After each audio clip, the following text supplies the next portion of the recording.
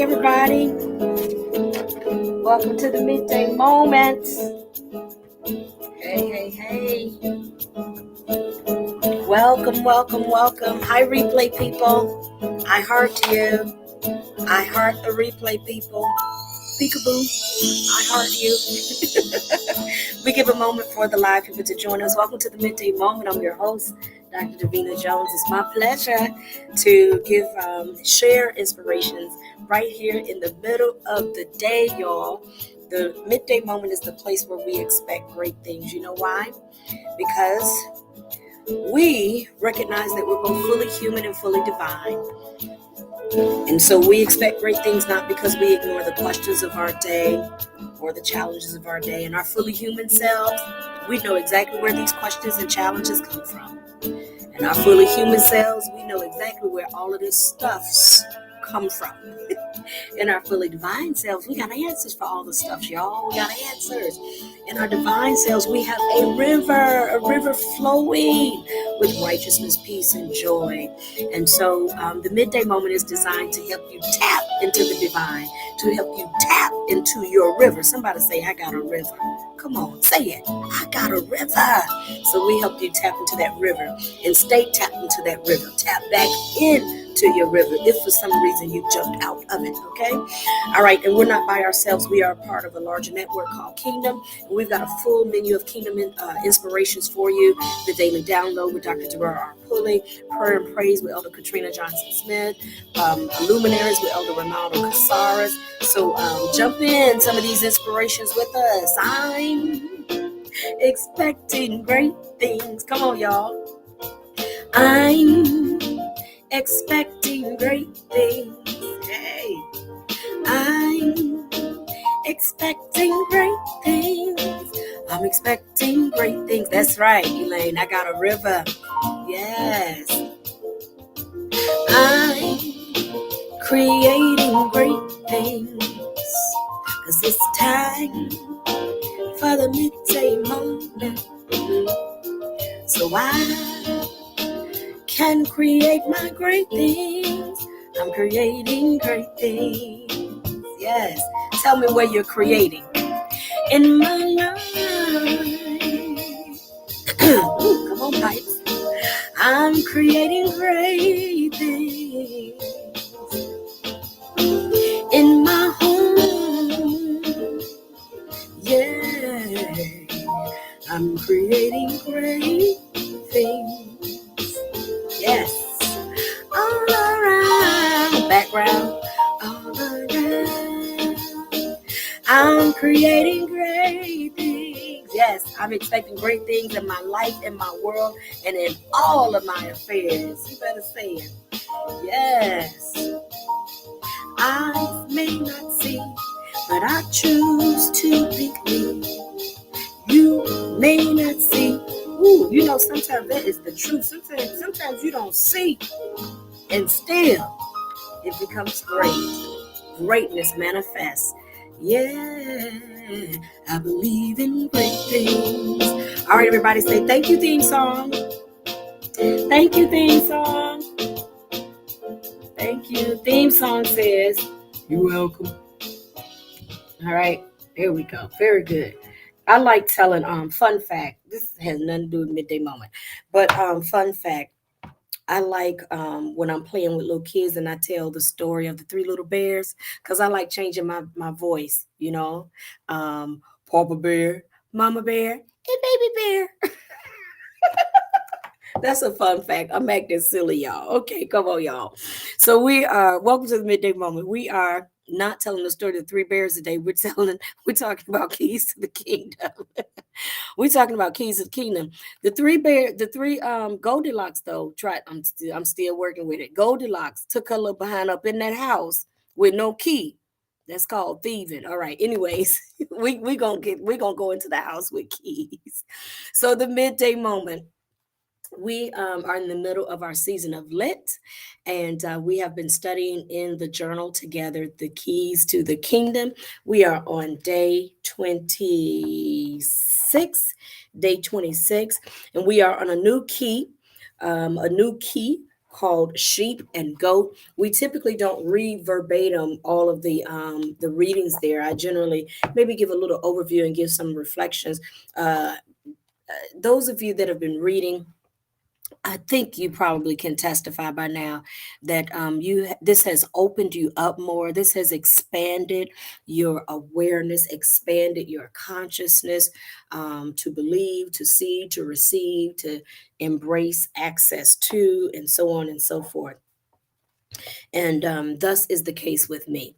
And so, on this next key that we've begun to study here, the key of sheep and goat, I'm going to read just a few lines. I'm going to read a few lines. And first of all, let me reiterate again. I said it a few minutes ago as we came into the midday moment. I've said it before, but I'm going to say it again. These keys are designed to give you access into a river, access into kingdom. Kingdom is righteousness, peace, and joy in the Holy Ghost. Another way of saying that is kingdom is righteousness, peace, and joy in the flow of spirit. You have a flow in you. Kingdom is within you. You have a flow in you. You have a river of righteousness. Yes, it's in you.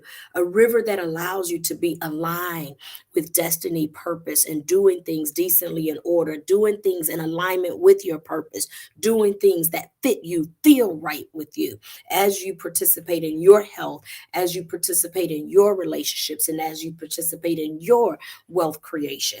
There is a river of righteousness in you to help you facilitate that. There is a river of peace in you. There's a river of peace in you and joy. It is within you. Peace and joy, no matter how much rain falls outside. And no matter how cloudy it is. I love the sun, and yet it is important that I don't depend on that external sun to give me joy, because on a day like today, it's light because the sun is somewhere behind them clouds, but it's not the sunshine that I really gravitate to. And yet, it is important that I depend on my internal sun. My internal measure of righteousness, peace, and joy, my internal river of righteousness, peace, and joy, and not depend on that external sun. Okay? So these are keys that help you to do that. And so when we talk about sheep, the reference here, the reading today really encourages us about the fact that sheep work well with leaders. I'm gonna put it that way. I know a lot of people say sheep, docile, don't know any better, ignorant, and so forth. I desire to take that toxic language out of the conversation for a minute to help you embrace the fact that it is okay to embrace and the nature of the sheep, because the sheep, when you embrace the nature of the sheep, you embrace the presence of the shepherd. When you embrace the nature of the sheep, you embrace the presence of the shepherd. And the shepherd is there to guide. The shepherd is there. Come on, thy rod and thy staff, they comfort me. The shepherd is there to prepare a table before you. For whatever reason, I just didn't have it in me to prepare the table myself. I was walking through the valley of the shadow of death. I was going through some stuff. And yet the shepherd prepared a table before me.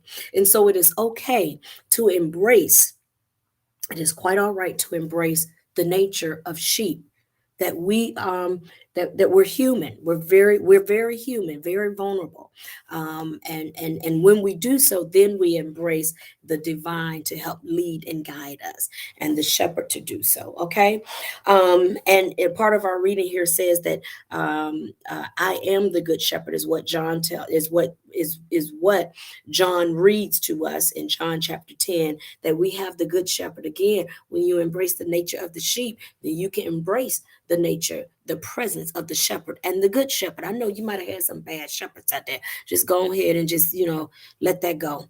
Put that aside. Let's detox. Let's renunciate the bad shepherd experiences that we've had. I am the good shepherd.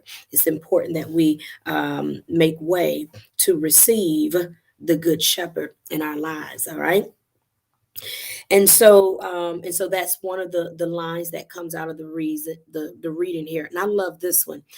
Listen, in the sheepfold, we got a lot of personalities, such as in the sheepfold, we have the variations of lamb, sheep, goats, and wolves, all in the sheepfold. And the way it reads here in the text is, there is no personality that I am. I am the good shepherd. There is no personality that the good shepherd cannot handle. There is no personality that the good shepherd cannot work with. All right, that's good to know, because guess what? You in there with all them people in the sheepfold too, and the I am helps you to work with each other. It helps you to know how to work around with other people and so forth. The I am empowers us to feed the sheep with the principles and practices that enable us to live a holistically healthy, balanced, and well rounded lives. I just pulled out a few one liners from the book that really stood out for me today, just to kind of say the foundation, or to establish a foundation of the key to the kingdom, a key to your river, to your flow of righteousness, peace, and joy, a key to that river of righteousness that helps you to live congruently with who you are as an offspring of God. A key to you being able to live and tap into that river of joy, regardless of whether or not the external sunshine is just kind of, rays are coming into your window. The key to give you peace in the midst of stormy conversations, to yet be at peace. A lot of people have been talking about the Judge Katanji Jackson Brown, that in the midst of the intense questioning, she remained poised. That comes from inside. That can't come from outside. And so, this key of the sheep and the goat that we're going to study for a few days, this key, accepting the sheep nature, is a part of you being able to access that river of righteousness, peace, and joy. Because when you accept your sheep nature, you then accept the presence of the shepherd to usher you into the river, the flow of righteousness, peace, and joy in the Holy Ghost. All right. Um, as leaders, it is also important that we embrace the nature of the good shepherd. And so that as we are leading people, we lead them with these things in mind. And so, Jones Jewel number one, we lead them not looking at sheep as ignorant, dumb, and so forth, but looking at sheep as open. Sheep are open, they just wide open. They wide open. They'll just be all over the place. They wide open because they're exploratory. They're curious. They're wide open, curious. And so even as leaders, understand that the people, as we work with them, as we work with individuals, we're working with individuals that are open. And your guidance, your presence, your compassion to guide, your compassion to coach, your compassion to help lead is important to helping us access the kingdom. Um, and that there are different sheep. I mentioned that, but we're actually making that a jewel, a Jones jewel, pulling from these pulley notes here. All right. And so Jones, excuse me, Jones jewel number one, you're going to have a diverse range of personalities that you deal with as a leader, just as sheep or the sheepfold has a lot of diversity in it. And the shepherd is there to help us facilitate that and to have some discernment. That is Jones Jewel number two. There's diversity within the sheepfold, and that diversity requires discernment. There's a variation in that sheepfold. Jones Jewel number one. There's a lot of different personalities in there. Okay, that's the first jewel. A lot of different personalities in there. A lot of diverse personalities in there. They're there. So let's just go ahead and accept it. We all in there together. We all in here together.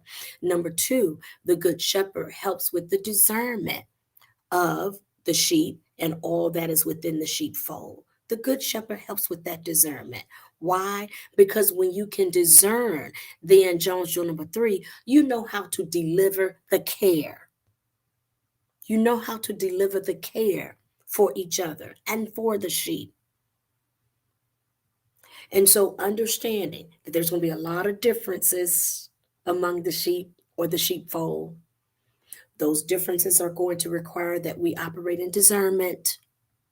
And that discernment is going to help us to deliver what needs to be shepherded, to deliver the proper care, to deliver the proper compassion, the proper measure of compassion, to deliver the proper, what is needed in terms of care, nurturing, concern, and so forth. All of that comes about as we accept the sheep-like nature that is wide open for nurture, wide open for guidance, and understanding that that sheepfold is going to have a whole lot of differences in it. That's going to require some discernment, and that's going to help us to deliver as shepherds. The good shepherd gives us according to what we ask and what we need. The Lord is my shepherd, I shall not want. And my needs very often are different than yours. What my life requires are different sometimes than what your life requires. But the good shepherd is yet there. I am that I am. I am. You know that song? I am whatever you need. Whatever you need me to be. You are the I am, I am. I might have mixed up the words, but anyways, something like that. And so I encourage you, as a part of you experiencing the river of righteousness, peace, and joy, it is important that you experience the key related to sheep and goat. And we got a few days to talk about this, so there'll be some other parts of this that we pull out. But that's the little piece that I offer to you today. Within the sheepfold, a lot of different personalities, a lot of different things happening in that sheepfold. And God is, the I am can deal with it all. And when we operate in the I am, we can deal with it all. And all of those differences, they require that we operate in discernment so that we can then deliver the nurture, the care, and the support that we all require. All right. I love you all. Yay. All right, everybody. Happy Thursday. I love you. And I pray that you are blessed by today's little reflection there. Thank you so much. We've crossed over 100. I think, well, we're at 100 at least on our YouTube page for the Midday Moment. Yay.